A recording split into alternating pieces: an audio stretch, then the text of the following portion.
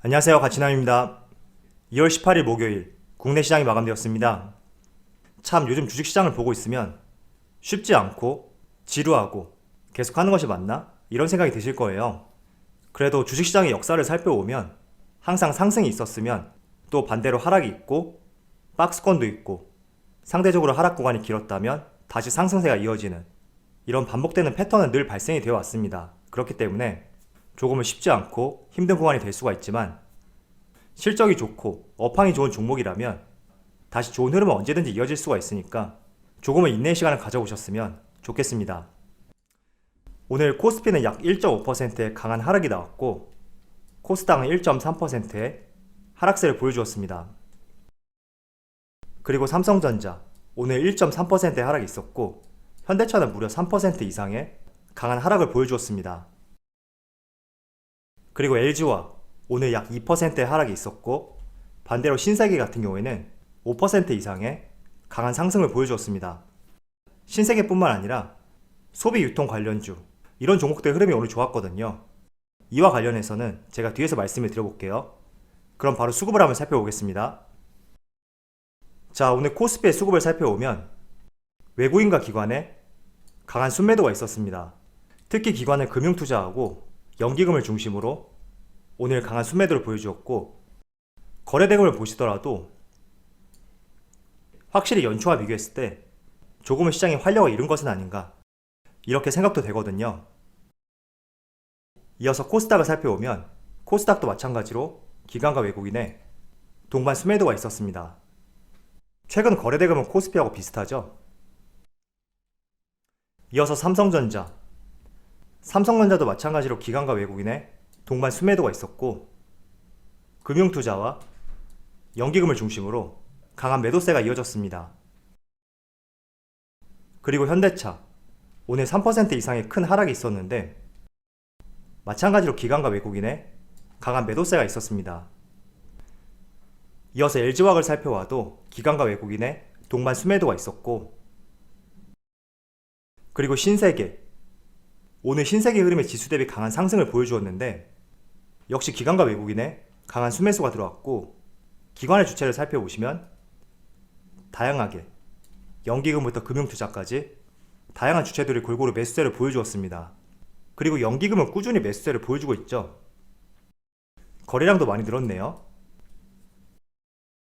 자, 그럼 주체별 매매 동향에 대해서 살펴보도록 하겠습니다. 2월 18일 외국인이 가장 많이 매수한 종목은 신세계, SK텔레콤, 아모레퍼시픽, 호텔신라, 한국금융지주 이렇게 5종목을 순매수 상위 종목을 올렸습니다. 오늘 외국인의 매수 패턴을 보시면 신세계, 아모레퍼시픽, 호텔신라 그리고 밑에 있는 한국콜마하고 코스맥스까지 화장품 관련주, 소비유통 관련 종목이죠. 이어서 기관을 살펴보면 신세계, SK이노베이션, 아모레퍼시픽, 코스맥스, KT 이렇게 5종목을 순매수 상위 종목을 올렸습니다. 마찬가지로 신세계도 포함되어 있고 아모레퍼시픽까지 같이 포함이 되어 있네요. 그리고 아래 코스맥스하고 한국콜마 이 2종목도 같이 포함이 되어 있죠. 그리고 개인을 살펴보면 삼성전자, SK하이닉스, 현대차, 기아차, LG화학 이렇게 5종목을 순매수 상위 종목을 올렸습니다. 자, 먼저 미국 10년물 국채금리를 살펴보겠습니다. 어제 국채금리가 가파르게 상승을 했었고 1.3%까지 강한 상승을 보여주었었는데 오늘은 1.27%로 조금은 안정세에 들어왔습니다. 자, 그런데 국내 시장 어제의 하락에 대해서는 국채금리의 상승이 있었기 때문에 하락이 나왔구나 이렇게 우리가 이해를 할 수가 있습니다. 자, 그런데 오늘 같은 경우에는 특별하게 어떤 악재라든지 좋지 못한 이슈 이런 것들이 존재하진 않거든요. 글로벌 증시를 한번 살펴볼게요. 자, 먼저 일본 니케이 현재 촬영하는 시점은 장 종료 약 1시간 전이고요.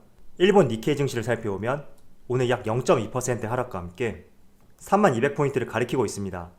그리고 차트 흐름을 보시더라도 꾸준히 상승세를 보여주고 있고 현재 위치 거의 신고가 근처라는 것을 알 수가 있습니다. 그리고 대만 각권 대만은 국내 산업하고 유사한 면이 있기 때문에 증시의 흐름이 그 어느 나라보다도 국내와 유사한 모습을 보여주고 있습니다. 자, 그런데 대만은 현재 0.3%의 상승이 나오고 있고 또 어제는 3% 이상의 지수의 상승이 있었습니다. 그래서 차트를 보시더라도 현재 신고가 구간이죠.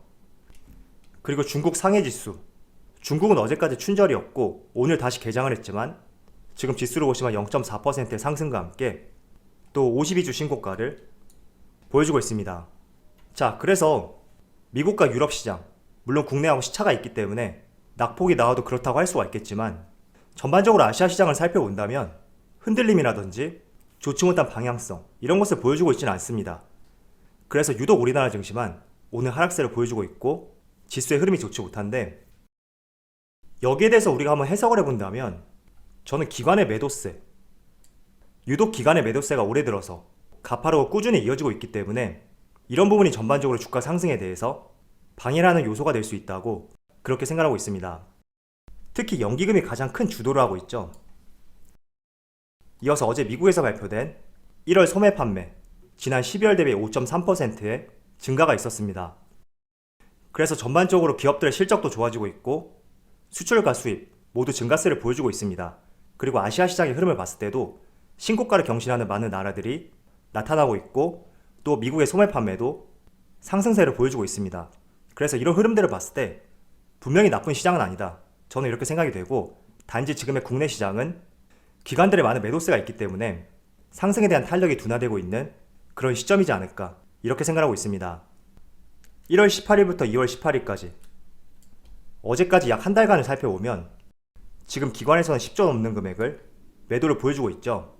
그래서 이런 부분들이 전반적으로 영향을 미쳤을 것이다 이렇게 말씀을 드리고, 제가 드리고 싶은 말씀은 지금 기관에서 이렇게 매도세를 많이 보여주고 있는데 물론 스트레스를 받고 화가 날 수는 있겠지만 굳이 우리가 이런 부분에 대해서 동조를 할 필요는 없다고 그렇게 생각하고 있습니다. 이게 어떤 의미냐면 우리는 정해진 주식시장 내에서 어떤 규칙을 바꾼다던가 제도를 변경할 수 있는 그런 주체는 아니라고 생각하고 있습니다. 물론 개인들의 힘이 커지면 커질수록 불합리한 제도에 대해서는 우리가 목소리를 높일 수는 있겠지만 변경되기 직전까지는 철저하게 시장 내 정해진 룰 안에서 흐름을 읽고 그에 맞게 잘 대응할 수 있는 그런 주체가 되어야 된다고 생각하고 있습니다. 자, 주식시장이라는 것은 매번 상승만 나올 수도 있지만 또 반대로 하락이 지속적으로도 이어질 수도 있거든요. 그리고 작년처럼 예기치 못한 코로나나 이슈 때문에 지수의 폭락도 나올 수도 있고 또 지금처럼 기간의 꾸준한 매도세 이런 내용 때문에 상승에 대한 제한도 받을 수도 있습니다. 그렇기 때문에 다양한 변수가 있고 다양한 상황들이 있기 때문에 우리는 그 상황, 그 변수 내에서 어떻게 플레이를 하고 어떻게 대응을 할지, 저는 이런 점들을 여러분들이 조금 더 갈고 닦고 고민을 해보자 이런 생각을 갖고 있습니다. 그래서 제가 최근에 여러분들에게 스윙 투자에 대해서 말씀을 드렸었는데 그 투자 방법도 어떻게 본다면 시장 상황에 잘 대처하고 대응할 수 있는 방법이라고 생각이 되거든요.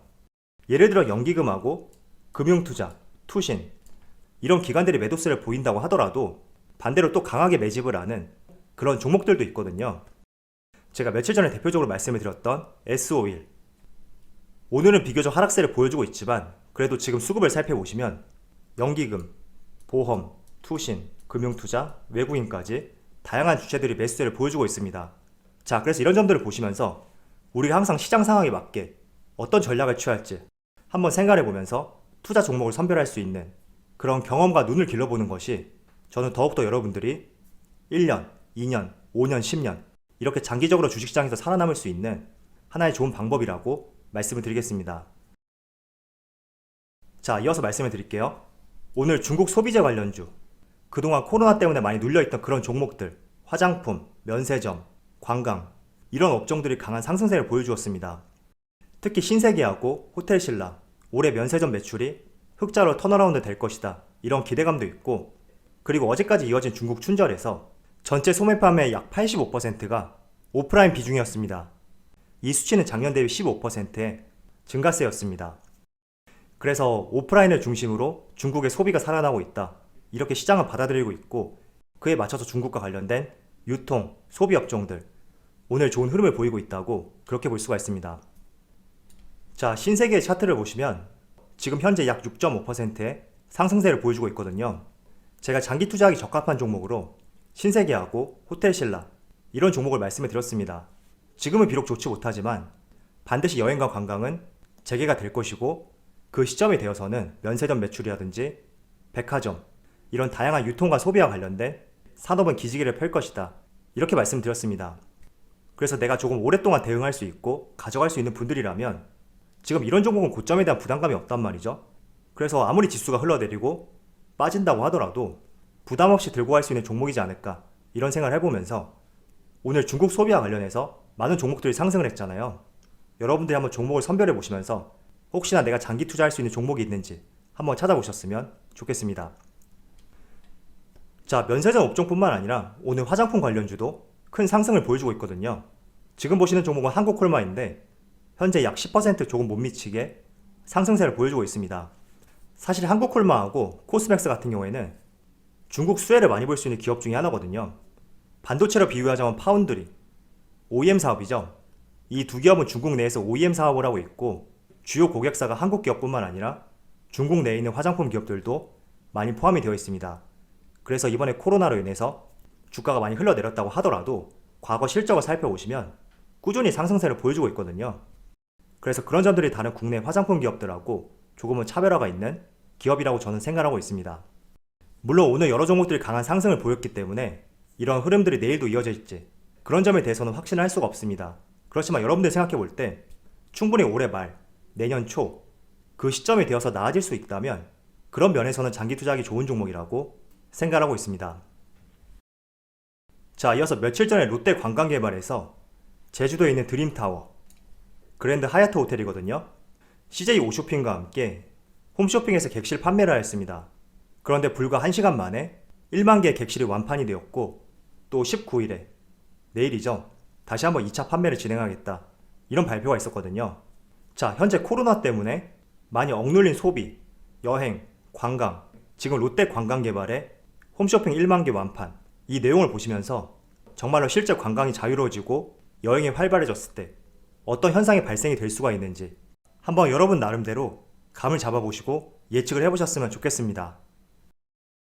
자, 그리고 삼성전자와 관련해서 한번 말씀을 드려보면 작년 기준 TSMC의 매출이 약 53조 원이었는데 그 중에서 애플이 차지하는 비중이 약 21%에서 23%에 해당이 됩니다. 그래서 대표적인 팹리스 기업으로 분류가 되는 AMD하고 엔비디아 같은 경우에는 생산 순위가 애플에 밀린 것이 아니냐 이런 의견들이 있거든요. 왜냐하면 지금 이 두 기업들이 취급하는 CPU와 GPU 시장의 수요는 높지만 제때 공급하지 못하고 있는 이런 이슈 때문에 TSMC의 매출 비중이 높은 애플에게 후순위로 밀린 것이 아니냐 이런 의견들이 있습니다. 그래서 지금 AMD하고 엔비디아의 물량, 추가적인 CPU와 GPU권에 대해서 삼성전자가 수주할 가능성이 상당히 높이 제기가 되고 있습니다. 왜냐하면 지금 TSMC의 캐파가 100%가 가득 찼기 때문에 이 넘치는 수요에 대해서 공급을 맞추기 위해서는 삼성전자 쪽으로 컨택을 할 수밖에 없거든요. 그래서 이런 점들을 봤을 때 지금 삼성전자의 주가가 주춤한다고 하더라도 저는 이게 기업에 문제가 있기 때문에 그렇다고 생각하지는 않습니다. 그래서 여러분들이 투자를 하실 때 저는 항상 그렇거든요. 어떤 종목을 투자하더라도 단 1회 단발성 매수, 절대 단발성 매수로 수익을 낼 수 있다 이렇게 생각하지 않습니다. 왜냐하면 저는 매수를 할 때 가장 기준으로 삼는 것이 21선이거든요. 그런데 제 생각과 달리 주가는 더 하락이 나올 수 있다고 그렇게 생각하고 있습니다.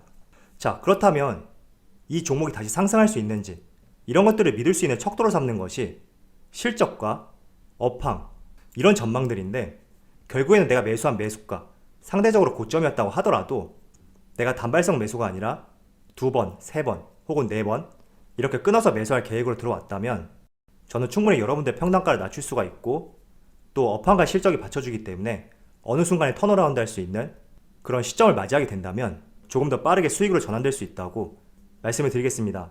그래서 여러분들도 작년 같은 경우에는 통했을 거예요. 왜냐하면 작년에는 조금만 시간이 지났으면 지수가 많이 상승하지 않았기 때문에 내가 매수하고 하락했던 주가가 다시 이렇게 상승하는 순간이 왔을 텐데 지금 구간에서는 3100, 3150 조금은 박스권에 갇혀있다고 볼 수가 있잖아요. 그래서 어떤 종목이든지 매수할 때 내가 매수한 매수가보다 더 떨어질 수 있다 이런 생각을 늘 하시면서 조금은 나눠서 매수할 수 있는 그런 전략을 세워보셨으면 좋겠습니다. 자, 요즘에 주식시장이 참 쉽지가 않죠. 그래도 언제나 잘 이겨내셨으면 좋겠고요. 늘 힘내서 화이팅 하셨으면 좋겠습니다. 그럼 오늘 영상에서 마치도록 하고요. 언제나 여러분들의 성공 투자를 기원하도록 하겠습니다. 감사합니다.